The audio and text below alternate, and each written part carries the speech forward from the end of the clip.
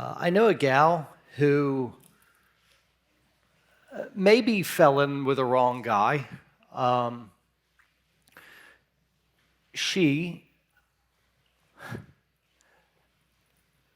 believed one little lie and then a bunch of other little lies. In so doing, she gave up on 1,000 little truths.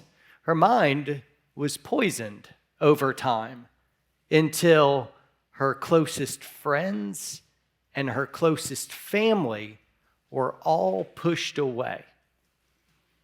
Maybe it was his jealousy. Maybe he didn't want anyone else around her. And so little by little, he sabotaged those relationships. Maybe she resisted, maybe she didn't. I don't know. I don't know what went wrong. I just know that all of her closest friends and family were cast away. And she went from a pretty pleasant, happy gal over time to become an angry one, a miserable one, an unforgiving one. And as the years ticked by, her anger didn't abate. It actually grew stronger. And despite friends and family loving, still pursuing her, speaking truth, their truths all looked like lies. That's what it looked like. Have you ever met somebody who had a mind poisoned before?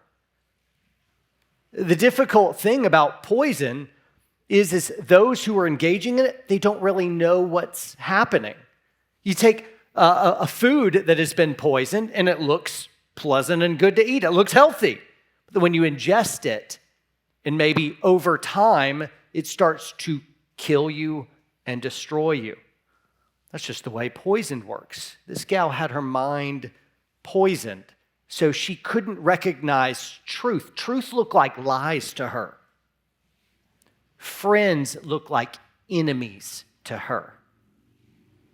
Y'all can probably already guess that this isn't a far distant story. This is someone I bleed over. This is someone I love. Today we're going to start in Acts 14. We're going to go verses 1 through 7, and we're going to see a people poisoned against truth.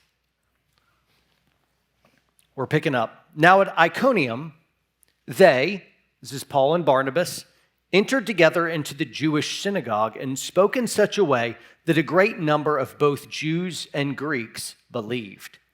But the unbelieving Jews stirred up the Gentiles and poisoned their minds against the brothers. So they remained for a long time speaking boldly for the Lord, who bore witness to the word of his grace, granting signs and wonders to be done by their hands. But the people of the city were divided.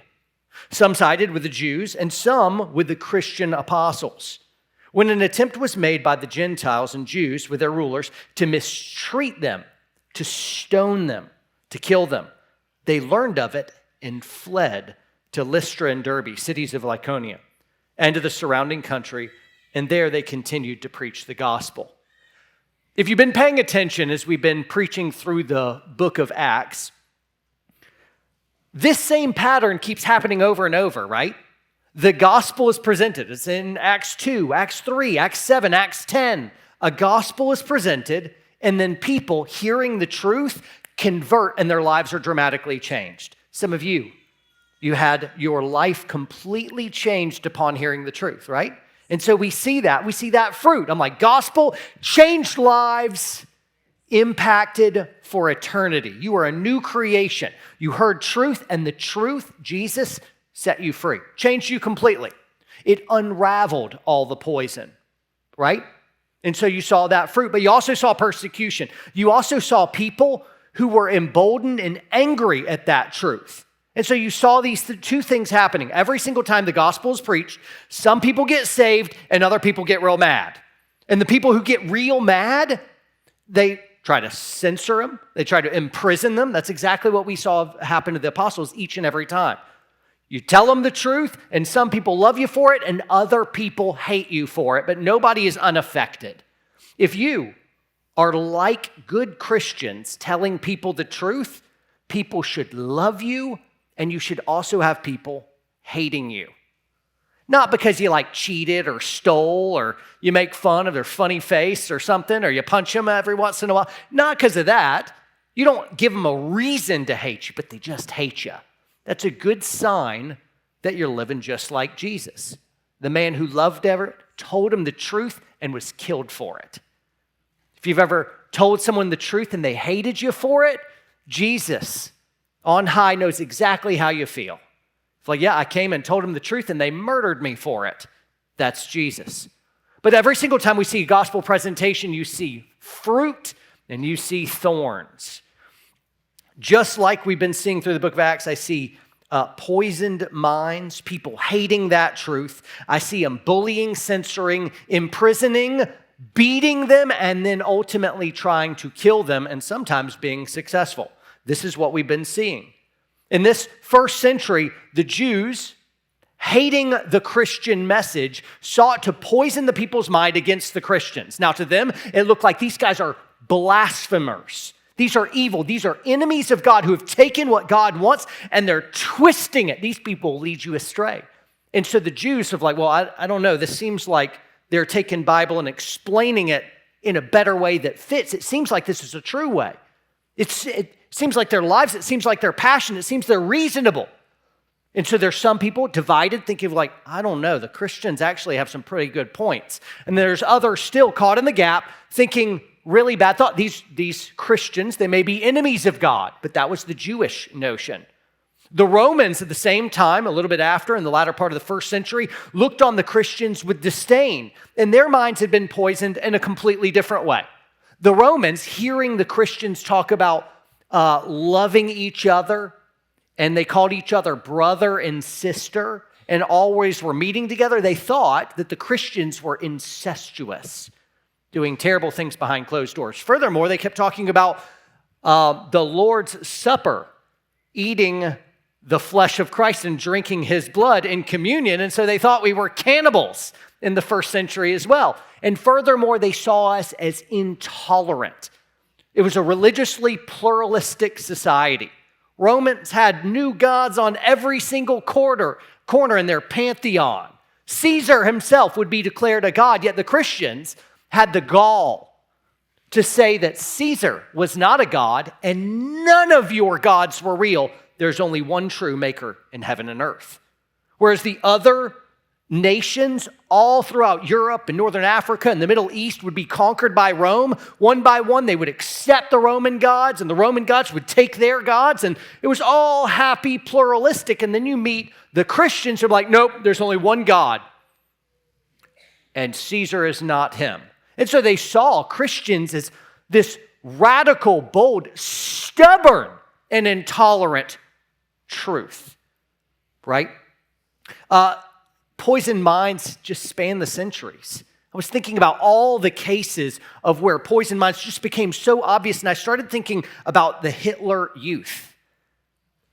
Young men were sold this bag of goods by the Third Reich to be praiseworthy, to be strong, to be bold, but it meant informing sometimes even on your own flesh and blood. Your parents and some of these Hitler Youth, completely deceived, caught up in the movement that was the German war machine, would betray their own family members and turn them in to the Third Reich. This would happen also in Mao Zedong's Cultural Revolution with the Red Guard, where parents and children were separated as kids would report on their parents of breaking the law. Families would be broken up, their own family members executed as you're turning on each other. How poison are those kind of minds? I think of a really cool metaphor that brings this to bear. Any Lord of the Rings fans in this room? Every dude's yeah, man. Rock on. Curious, which one's the best of the three? Part 3, Return of the King? I don't know yes, I'm seeing a lot. We're going to pray about this. We're going to get some group consensus. I do need to figure this out before we leave today. And so we're going to get to the bottom of that. We'll put a pin in it. And for now, I just want to reference, there's a part where Theoden King is visited by Gandalf the Grey. I feel so nerdy. Help me. All the wives are like, he's going for it. I'm like, I already started. I can't stop now. I'm already fully into Lord of the Rings nerdy lore. So here we go. Theoden King visited by Gandalf the Grey. Oh, help me. He's all kind of like frozen up. Looks old and decrepit. His mind has been poisoned by an advisor, Grima Wormtongue, that sits at the king's side and day in and day out flatters him and tells him lies.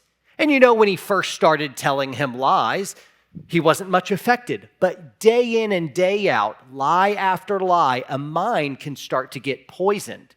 And then it can't see his own friends and family for what they are. Up seems all of a sudden down. Truth, obvious truth, looks like pure lies. And in so doing, you end up being poisoned. So much so that you don't know fact from fiction. And so this was Tolkien's metaphorical visage for a poisoned mind that was even showing in the outer. Today, we are much like the poisoned king. Today, we believed 1,000,001 lies. I think of TV and movies. I'd like you, as a thought experiment, try to think of a movie or a TV show, modern, where Christians are shown in a good light. Think about that for a moment. I'll leave you with it. Where is a Christian shown in a real positive light? Now, don't go to be like, quote, fireproof or like, no. If it's a movie made by Christians for Christians, that's something that doesn't count. I'm talking about red carpet. I'm talking about silver screen. I'm talking about big TV shows out there. Now, maybe you're sitting on a heater. You got one. You're like, I got one. But the point isn't that you could come up with one. The point is that it was so hard to come up with that one. Typically, Christians are perceived as these judgmental, snobbish, hypocritical people. In some movies where I'll see of like a good representation of Christian, I'm kind of like, hey, that looks pretty, looks good. They'll end up being the murderer at the end of the movie. And every single time you find out that is exactly the case. They're setting you up of like, oh, good Christian, looks good. They're actually the most evil, the most wicked. And it looks like just a pure outright propaganda war fed through our entertainment sources that tacitly tell you that Christians cannot be trusted. I think of a TV series my wife and I really like. It's The Office. And there's this snooty gal who is the one Christian in the office. And what's her name? Angela. And what's Angela like? She is awful, isn't she? Terrible. And so that's the perception. That's a lot of people's perception of Christians, and it has legs because many people in the secular world don't actually know real Christians. Christianity, right now, I just I was studying throughout the week some statistics by Pew Research, very respected place that consolidates lots of different data and statistical analysis. And Pew Research is saying right now as a percentage, America has never had as few Christians as it does right now, as a percent. Also, that it's never had as many atheists and agnostics as it has right now. You look at that. Obviously, the cultural war is gaining traction against putting poison in the people's minds against Christianity. It also has some legs. It's not just the poison of the minds, just like in the Acts 14 narrative, where it's moving in and it's showing persecution in a more physical way. I looked up another statistic by Pew Research. Christianity is the most persecuted and harassed religion in the entire world. It was something like out of, I don't know how many countries there, it depends how you count them, but somewhere between 195 or 200, 160 or 165 of those was reporting persecution and harassment of Christians, and it had all the different numbers. But anyway, we're the most harassed and persecuted religious group in existence. In academia, Christians are shown to be ignorant and stupid is the idea, even back when I was in college, which was a very, very long time ago. I remember you either weren't even allowed to mention any of the books of Bible as historical manuscripts, which that's what they are. It's a collection of 66 historical manuscripts, all bound together. We call it the Council of God, but as far as a historian knows, I'm like, nope, this is a collection of 66 historical documents. Why am I not allowed to quote from these historical manuscripts? You're not given an answer. You just said you're not allowed to use it, though you can use the Quran or the Egyptian Book of the Dead or the Upanishads or whatever, the Vedas, whatever you want to use, but no Bible. It's the one rule. Can't use that. It's also so upsetting today. If somebody's actually done their homework, and I have, regarding intellectual foundations for the Christian worldview, typically I will get in some type of a debate with an atheist. And they've never really met, sometimes, a Christian who actually knows how to intellectually defend their own worldview. And it is so appalling that they don't even know the most basic tenets of the Christian worldview. It's like they come in to move one checker forward and they're like, victory! And I just leaned over and do a couple others. And after a few minutes in, I feel like I'm playing both sides of the board to kind of help them along because they've never encountered the arguments that I'm giving them. Academia is so singular in the information that it lets out so that it might poison all the students, all these young impressionable minds, that there's only one correct view and there's no room for God in it. In politics, the minds of the people are poisoned against Christians. They call you homophobes or transphobes. They'll say that you hate women and that you don't care about women's rights. And it's all of this kind of rhetoric, not understanding of like, no, it's the exact opposite. We love women, and so we don't want you to murder your own children because we understand how awful that would be for you in the years to come. You're killing your own child. We love you enough to tell you the truth when the whole culture will just sit by and be like, do whatever you want. That's a very unloving thing to do, by the way. I think about those who call themselves trans. I risk a lot when instead of just saying, yeah, do whatever you want, carve yourself up, have fun, I don't want to say anything. No, I risk a lot in censorship, in people shouting me down and people hating me for this, to say, listen, I love you enough to actually tell you the truth. And this is the truth. In a few years, you're going to find out that you can actually become a female. And perhaps you would have absolutely wrecked your body, irrevocably destroyed your body, and crying out, says, why didn't anyone tell me? I'm like, we tried, but you thought I was hating you and I was loving you like no one else. Your mind is poisoned so that when I tell you basic, simple truth, dude can't become a girl. You just can't. And I'm not being hateful. I'm trying to love you. I love you enough to tell you the truth. And right now, socially, for me to say that, I'm hated for that. I'm scorned for that. And so will you be. Sticking up for babies. How many of you got real uncomfortable when I just said it like that?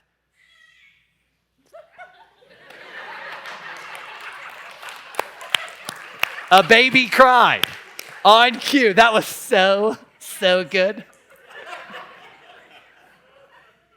As if I just got to hang in this moment another, because I haven't heard a single little baby coo this whole sermon, and then all of a sudden, as if valid from the Lord, like, don't hurt me, rescue me.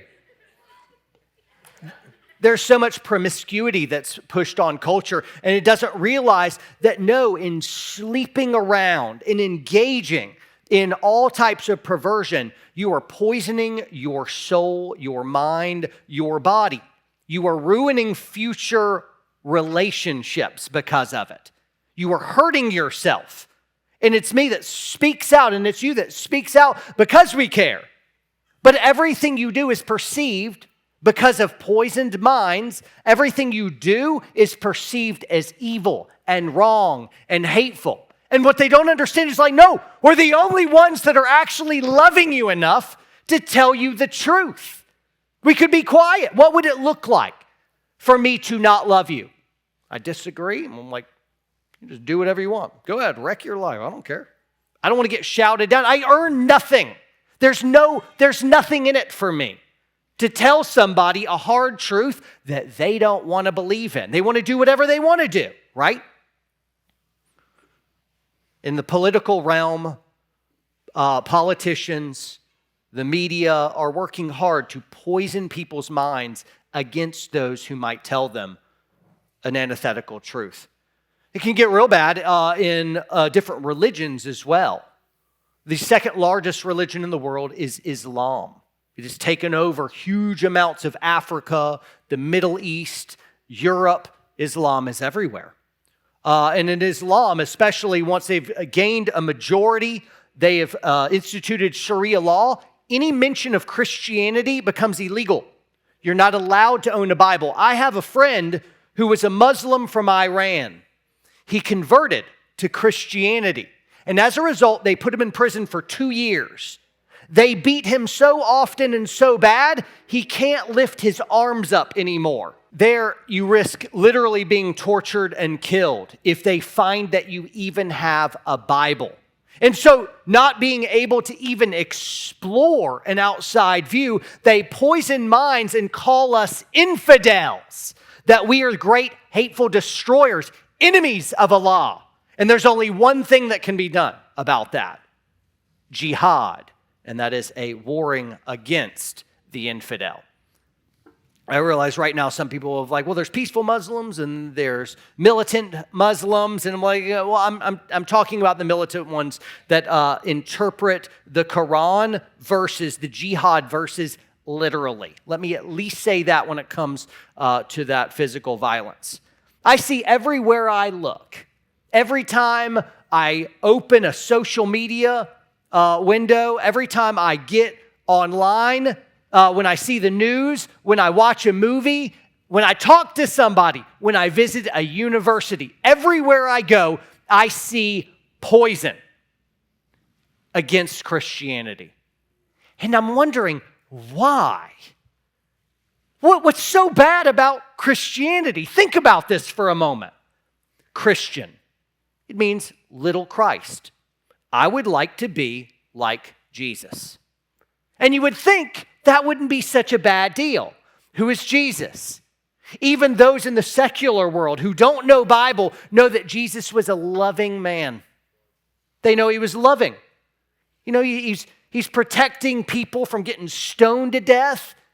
He's getting along with tax collectors and drunkards and even prostitutes. He was really nice to them.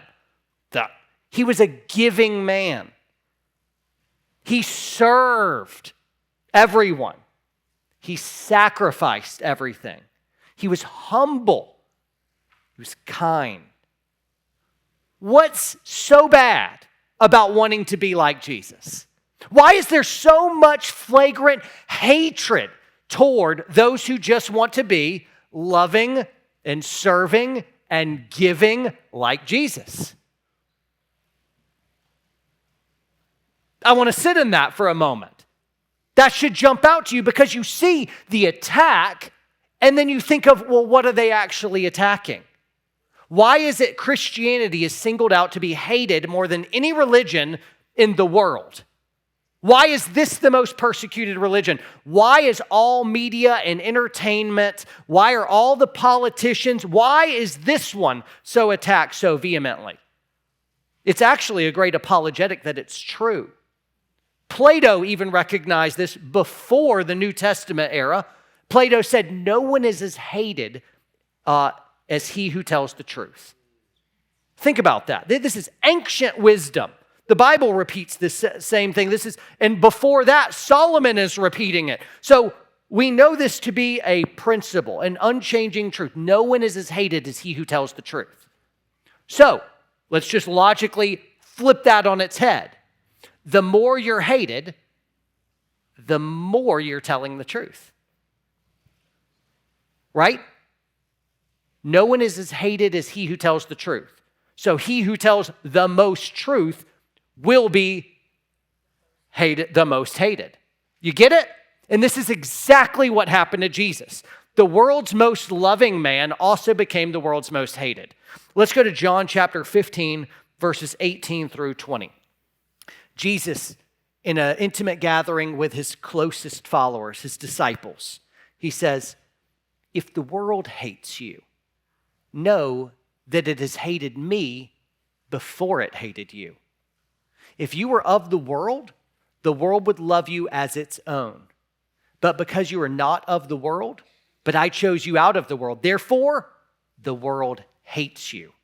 Remember the word that I said to you, the servant is not greater than his master. If they persecuted me, they will persecute you." And so what we find is, if you try to be like Jesus, loving, kind, gentle, serving, self-sacrificing, but people are going to hate you for it. A seething demonic hatred. Jesus warned us of it. Jesus assured us of it. Let's also go to John chapter 3, verse 16. Everybody knows John 3:16, right? What is John 3:16? Give it to me. Don't cheat. Don't look at the screens. What is it? "For God so loved the world that he gave his only Son, that whoever should believe in him shall not perish, but shall have eternal life." End quote. It usually always stops there. But the Apostle John had more to say. Let's look at John 3:16 and go a few more over. I actually want to hold this. I want to read from a screen. So let's read a few more verses and see what needs to be said. Verse 17, "For God did not send his Son into the world to condemn the world, but in order that the world might be saved through him." When he comes back, it's to condemn and judge the world. But when he came first time, it was to save the world. Verse 18, "Whoever believes in him is not condemned, but whoever does not believe is condemned already, because he has not believed in the name of the only Son of God. And this is the judgment." I just mentioned judgment. This is the proof. "The light has come into the world, and people loved the darkness rather than the light, because their works were evil. People loved their poison. For everyone who does wicked things hates the light and does not come to the light, lest his works should be exposed. But whoever does what is true comes to the light. His works have been carried out in God." You're going to be hated. Jesus, the most loving, the most serving, the most incredible man, was hated because he told the truth. And that's what we have to do as well. So what should we do about all this poison? Everywhere you look, people hating Christians. Well, one way the church has answered this question is to create more of a seeker-friendly kind of church. And I want to be friendly. We want to be hospitable. That's why we got the donut holes. Good job, babe. Yeah, rock on. We got some coffee. We like you. We want to talk to you. And we have big smiles. And when we say it's good to see you, we actually mean it. I'm so glad that you're here with us in church today. Welcome. Hope you come back. We mean it. And so we're hospitable. And so in that way of like, hey, we're friendly. But it doesn't mean we're pulling any punches when it comes to telling you the truth. Here's Bible. My job is to tell you what it says. God wrote a letter, and my job is to give you the mail. And I'm not going to change it. I'm not going to adjust it. And some messages you're like, yeah, I like that a lot. Other messages you're going to feel like you just got kicked in the teeth. And you're going to walk out and you're just going to be like, man, I do not feel great. My job isn't to make you feel great. My job is to give you the mail. My job is to say, thus saith the Lord. And you'll either be changed by it so that you can repent and move closer to God, or you'll be hardened with it. And accepting a lie in exchange for truth, you take a big step away from God. Remember, people hated the light and they loved the darkness because their works were evil. So when we tell the truth, what you see is everyone's affected by that telling of the truth. They either step toward the truth or they become hardened in heart and take a step away from it. They are either eating good food or they're ingesting poison. And those roads keep diverging and getting farther and farther away. In the seeker-friendly church, the goal is to not be hated by anyone. I don't want to say something that might make you leave. I want everyone to be here. I want you to feel good. I want you to be happy. I want you to like me. I want you to like our church. And I don't want to risk saying something that might offend you, that might upset you. I don't want to be hated by anything, and therefore I'll change my speech and I'll just the things that are political lightning rods so that you're not going to get upset. The problem is Scripture says, woe to you when all men speak well of you, for so they did to the false prophets. The problem with the seeker-friendly church is it's just nothing like Jesus. He was saying things constantly that people tried to kill him for, and then ultimately they'd be successful. Right? So we're not taking that approach. Instead, we're going to take the early church, what was shown us right here in Acts. In Acts, they're doing a few things. They speak bold truth, then they live well, and they die well. Speak bold truth, then they live in a completely different kind of way. And whether they're loved or whether they're hated, they accept it as something that's going to happen, and they're okay with it, not as people pleasers, but as God pleasers, knowing that you can please God or man, but those are two completely different goals. I want to unpack that and what it actually looks like for us. Speak the truth. Every single time the apostles moving through Acts had opportunity, they told the truth. They found the biggest stage they could with the biggest amount of people, and they said the truth. And people hated them or loved them for it. And that's what our job is too. We love people in action, but we tell them the truth. You have to tell them the truth. You have to tell them the truth. Tell them the truth. Your friends, your family, your neighbors, your coworkers, who else is playing zone around them but you? You have to tell them the truth.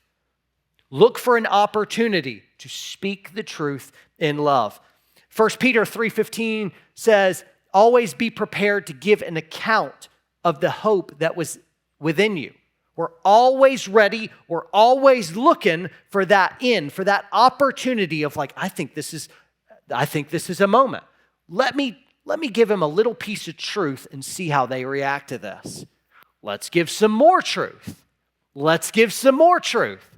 And through friendship, through love, through fellowship, we speak the truth in love. Right? But you have to tell the truth. That's where a lot of us have removed the offensive gospel today.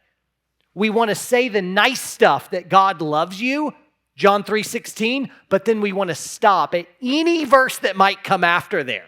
Of like, judgment. You're evil and you love darkness because you're evil. I don't usually see those signs held up at baseball games, do you?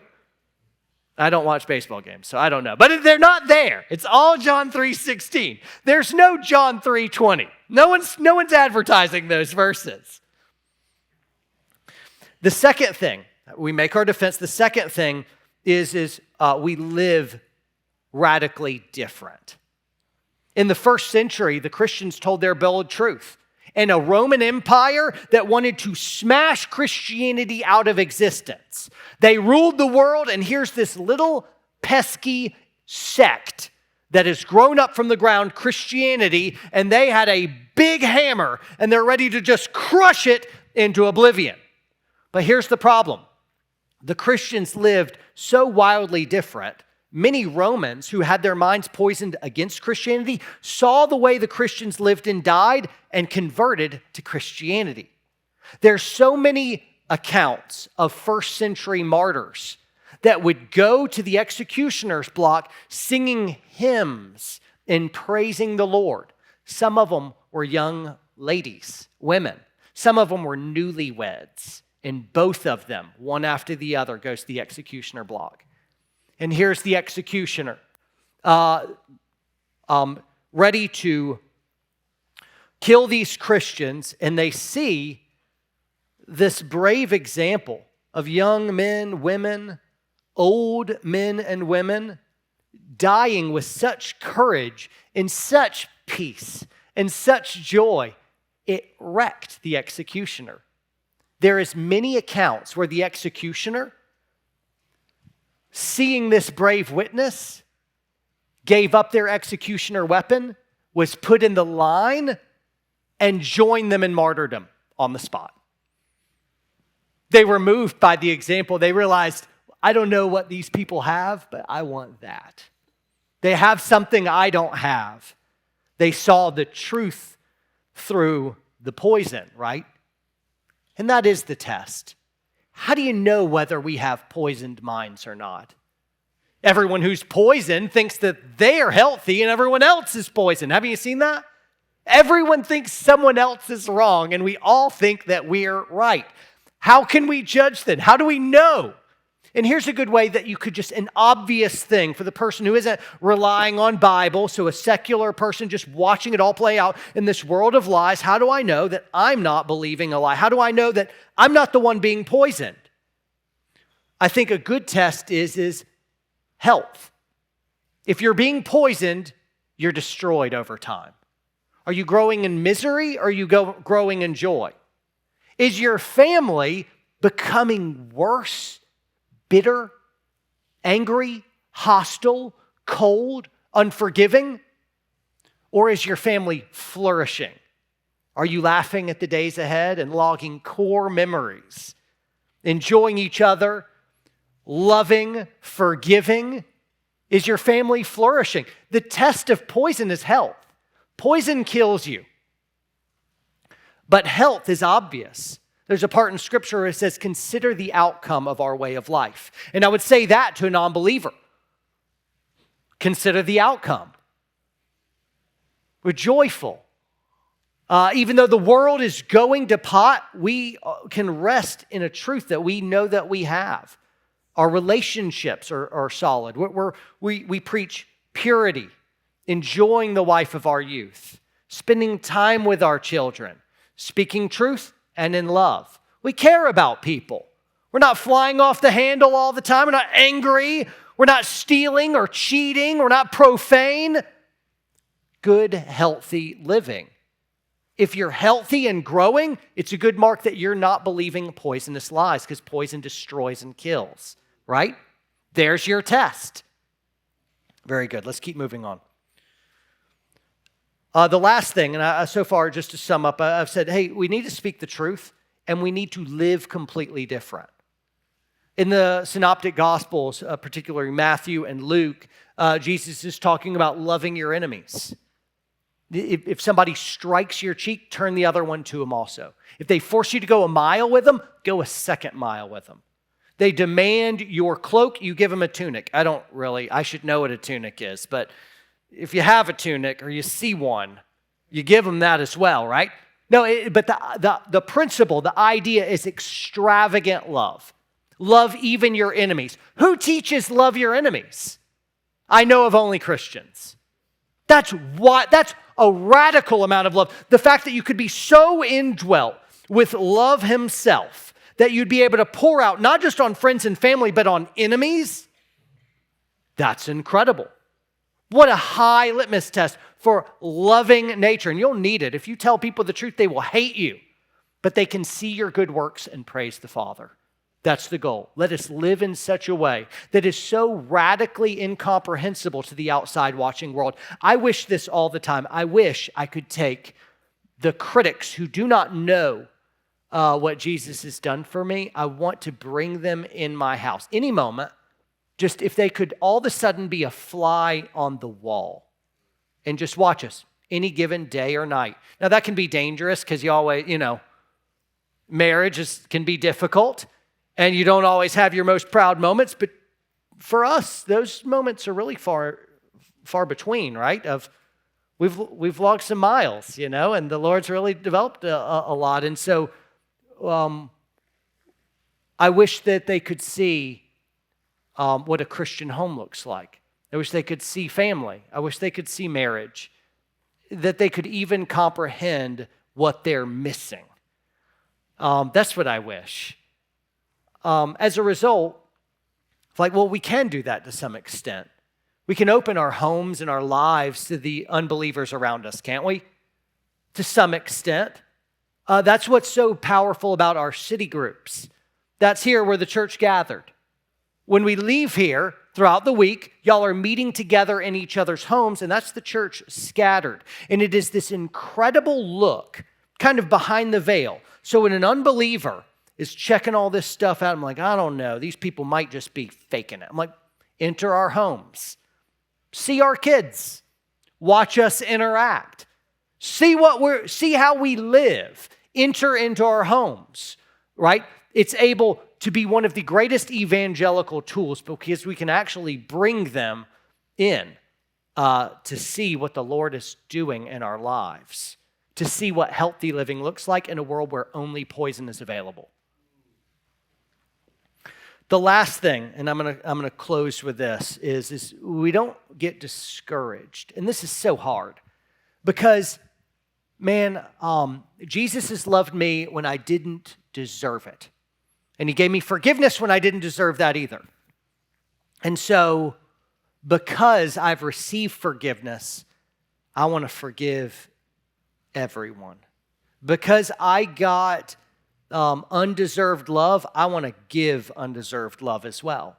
That's how it works. And so, the author of life and love itself comes and makes his home in the heart of a Christian. And then living through us, Jesus reaches out to everyone we come in contact with and loves them. So our heart is to love people, but we have to tell them the truth. That's what love does. We love you enough to tell you the truth. As soon as you do that, people are going to hate you for it, and that's going to break your heart. Anybody told people hard truth, and it was so hard for you to muster up the courage to do that? You didn't want to tell them because you knew they'd hate you for it. But if I love them too much to not tell them, I got to tell them. And then you told them, and they despised you for it. Maybe they're still not talking to you about it. That's hard. And so we have to make sure that in our desire to love people, we're not removing the truth that rescues and saves souls, right? This is going to be particularly hard for those of you who are people pleasers. Anybody a recovering people pleaser in the room? It's hard. It's hard because people pleasers naturally want people to feel at ease.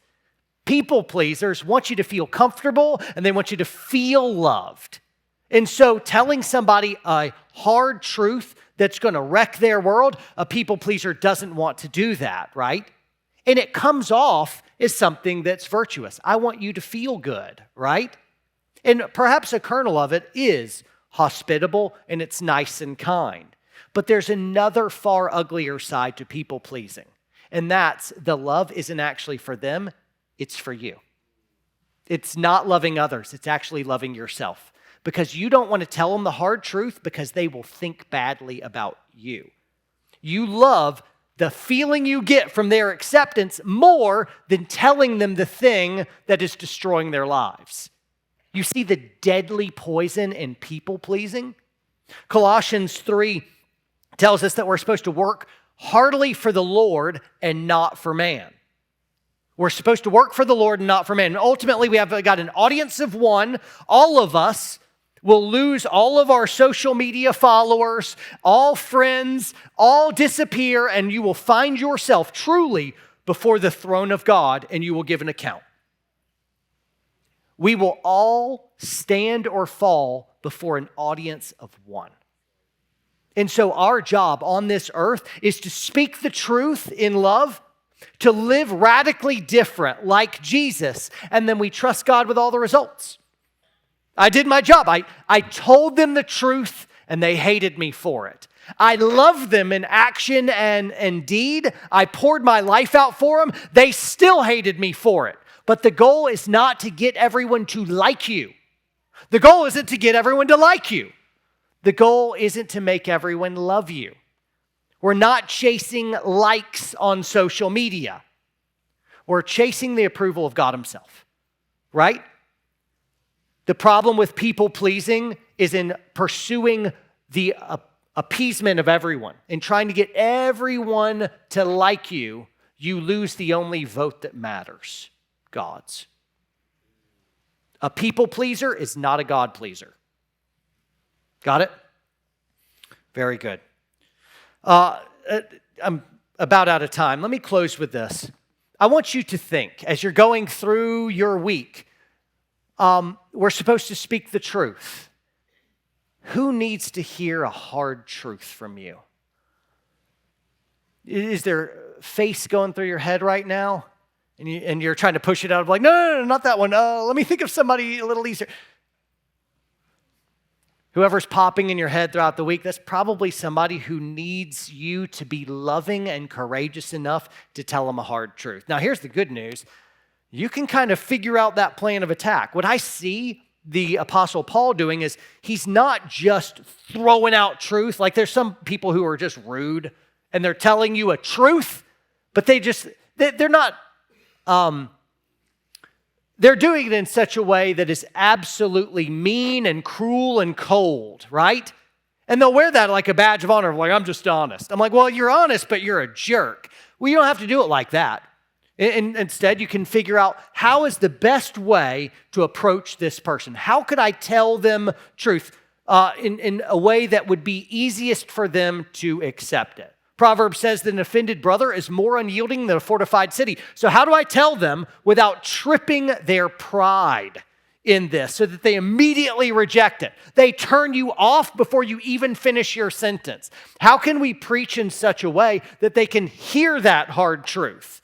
How can we get through that web of poison so that we can actually give them a truth that they are desperately needing?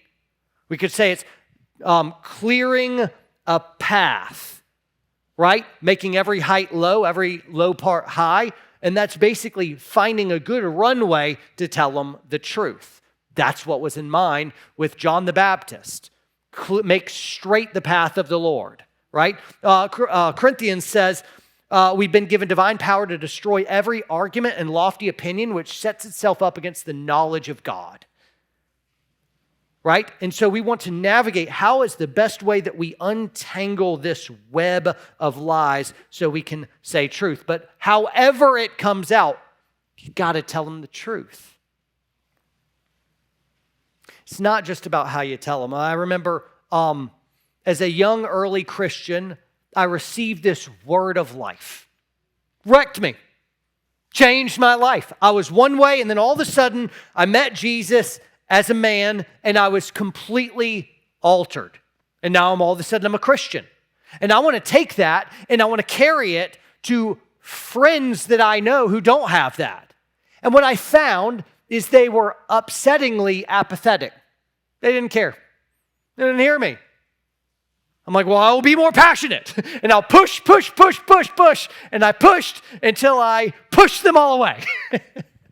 Like, man, it's so difficult. I can't make anyone believe. I can't make anyone care. But here's the thing. I went on with my life, speaking the truth where I could, and trying to be more like Jesus. And this was so cool because as my life really, truly started to change, those people that wouldn't listen leaned in. Some folks are never going to give a flying rip about whatever truth or gospel you claim to have until they see impossible life change happen in you. They want to see something of like all of a sudden they start noticing over time. I'm like, no, he really is different. This is especially true with your family.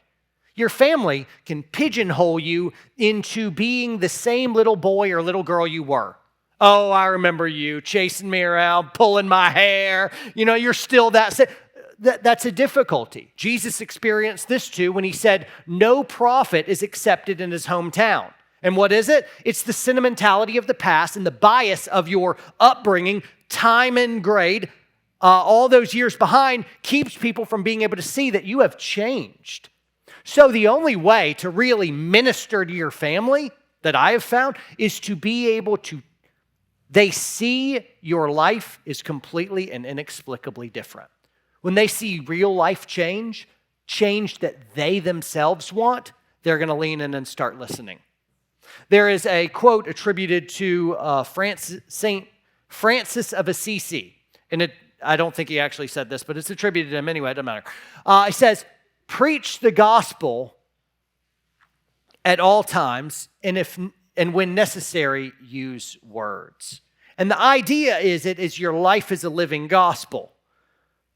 That's pretty cool. The problem is it's completely wrong. It's just dead wrong. No, you have to actually say the words. You have to actually preach it. If you confess with your mouth and believe in your heart that Jesus is Lord, you'll be saved. It's like, no, there needs to be a confession. There is an actual saying of the gospel. The apostles didn't cruise through Acts just distributing to the poor and hoping they got the message. No, they were saying hard truth. And so similarly, we want to live the gospel, but we also want to preach the gospel. Live the gospel, preach the gospel, trust God with all the results, right? We live for God and not for man. And guys, I thank you so much for hanging out with me this Sunday. We got a cool movement going, don't we? How many of you feel it? The Lord is in our midst, and He is growing us up, and He is bringing many of you dudes who have not been in church your whole lives or for years. And He's gathering us, and you immediately feel the impact. How many of your families feel stronger now? Your marriages. How many of you feel different? You're growing. You're coming alive more and more. And I just love that we are on mission together. Thanks so much, guys. Let me pray us out, and I will dismiss. King Jesus, you were awesome. Thank you for cutting through all the poison and all the lies. Right now in this room, and anybody listening online, I pray that you would expose the lies that we've believed. Show us what they are. Show them hollow. Show them things that are destroying our souls, our minds, and our bodies. And instead, please, Lord, tell us the truth. Jesus, your truth, so that we might be set free in your name. Help us, Lord. Amen.